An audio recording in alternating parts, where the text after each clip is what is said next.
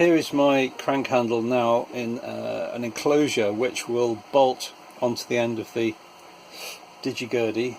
It's angled here so the strap can come off at an angle here and here, because when you play it, it's actually leaning forward. The keys are like this, so we need to think of the ergonomics. The problem we now have is this motor, if it's not connected to anything, it actually still spins pretty freely. If you watch,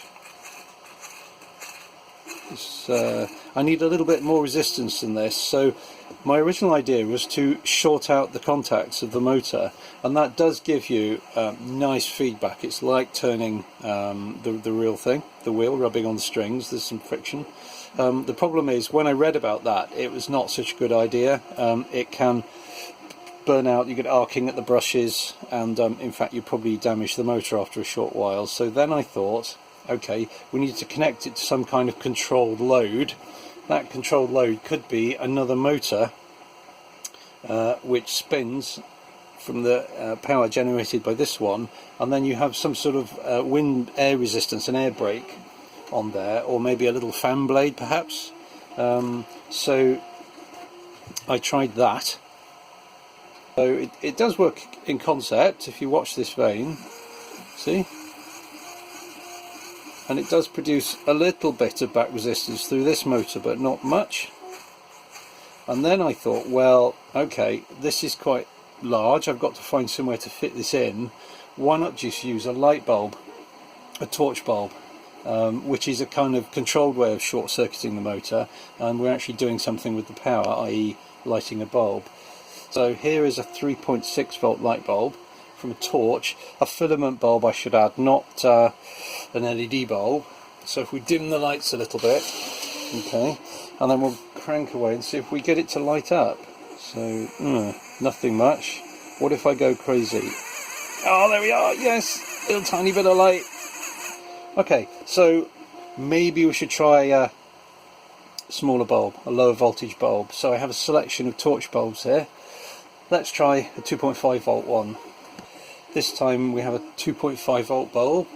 So again, we'll just dim the lights a little bit. See if that's... No, that's better, isn't it? And it produces just enough resistance to movement to perhaps work.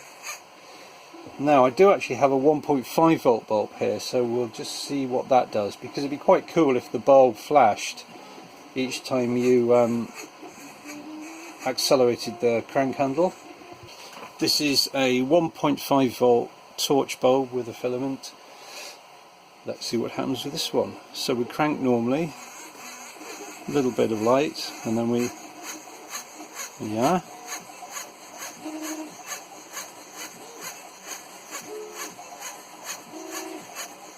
So that gives you just enough resistance to stop it just spinning freely, and you get a nice little flashing light as well. Just to show you the difference, if I disconnect the bulb,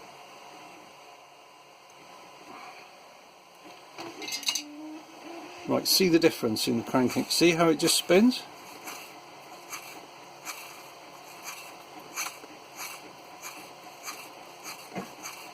Right, if we connect the bulb again, see the difference it makes? So there's just enough resistance there to give you the right feel. We're not destroying the gearbox, it's not excessive, so I'm pretty pleased with that.